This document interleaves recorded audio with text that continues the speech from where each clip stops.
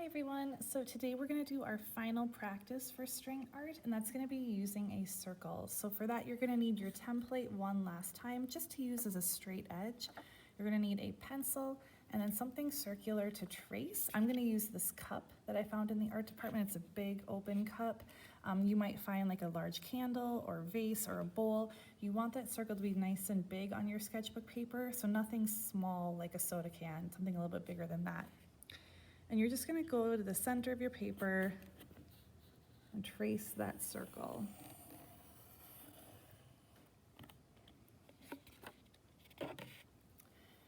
And then what we're going to do is divide this into 4 segments to start. So if you imagine a clock, we're going to make a mark at 12, 6, 3, and 9.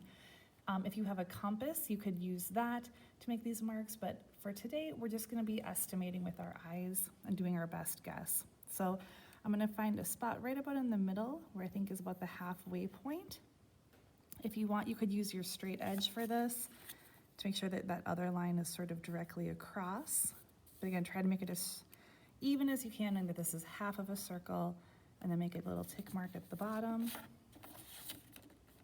And then we'll do the same thing, I think halfway is about right here.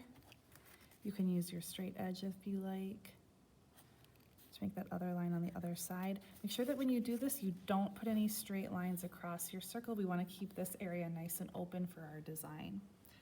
And then just like always, we're going to divide this in half. So from here to here, I'm going to make a tick mark right in the center, or it feels like about the center between those two. From here to here, same thing. From here to here, from there to there. So what you should have now is, looks like 1, 2, 3, 4, 5, 6, 7, 8 tick marks around your circle. And then we're going to divide these in half one more time. So between there and there, between there,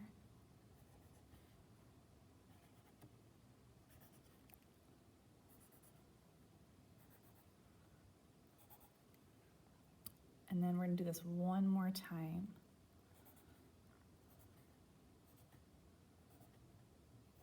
It's important that you keep your tick marks nice and crisp and easy to recognize, because if you fall out of the pattern as we're working today, it's not going to look right when you're done with your project.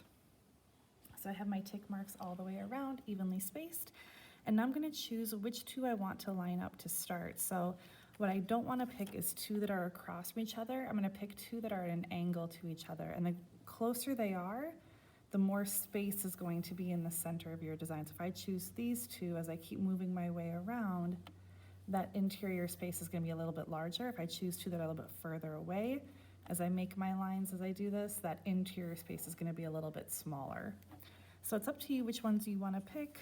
I think I'm going to pick these 2 here. I'm going to make a straight line. I'm going to choose my edge that is nice and straight. And as you do this, you want to work slowly and deliberately. Make sure that you don't miss any tick marks. I would say of all of our practices, this is the one that most students have the biggest challenge with, because they miss a tick mark. And once you miss one of these lines, like if I accidentally skip one as I do this, your whole design gets thrown off and then you have to start again. So working slowly and deliberately, making sure, and again, you can always move your sketchbook, like double check, am I going just 1 over? Yep. 1 over here, yep. Line those up, and make a straight line. And again, I like to just move my sketchbook as I move. That feels more comfortable to me, so I don't have to move my hand as much.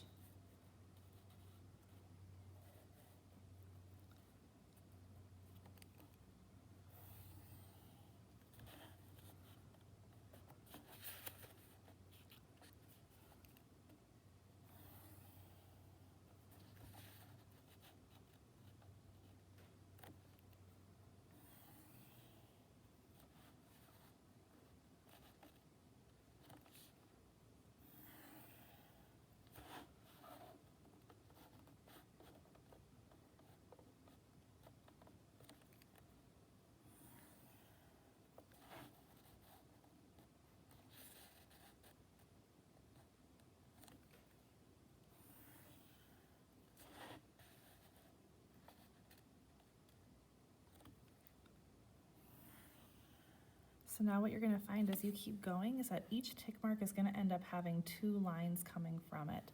So when we're done, each tick mark will have 2 lines coming off of it. So I know that I ended here because I have 2 on this one. So I'm gonna continue on and make sure that each of the lines that I'm doing here has 2 lines coming from it.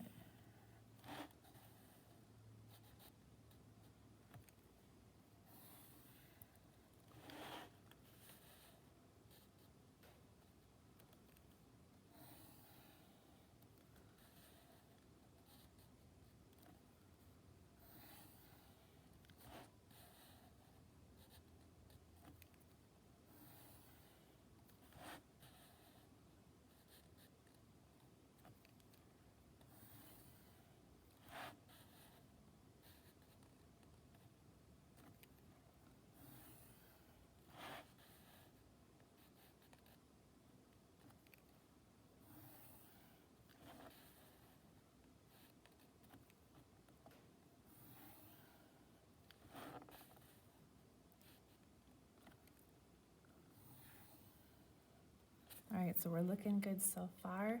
This is where it gets to be the most tricky, because again, now I have each tick mark you see has 2 lines coming off of it, and now I'm going to be doing the second line as we move into this space.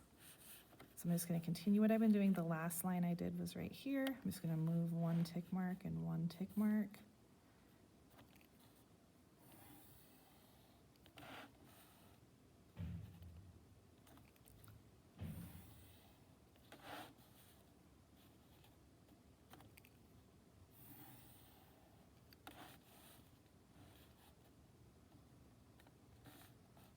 Double check, make sure I only have 1.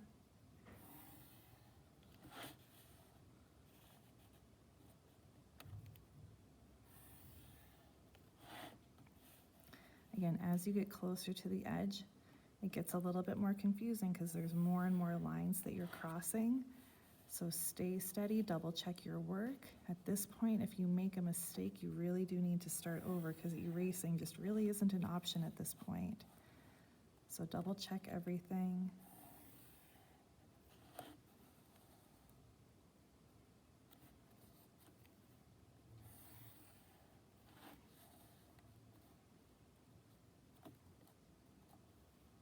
And I think I have it. There we are, we made it all the way around. You can see that this interior circle is not perfect. That's because I didn't measure my segments exactly, and we're not going to be perfect when we do that. If you use a compass, that's gonna make your life a little bit easier. And those measurements, this interior circle will be a more exact circle in the center. I wanna show you a quick example of what could happen if you make a mistake, and that is this. This is one where I made a mistake. So I was doing really well until I got to here, and then I went back and I realized I missed one of my tick marks. And you can see that happening really quickly because that changed my whole angle on my design, and then they didn't end up evenly adding up. So you can double check, there should be 2 lines coming from each tick mark. I missed this one, and when I did that, I changed the whole shape of my design. So work slowly, carefully, methodically, take your time with this, and I hope you have a great result.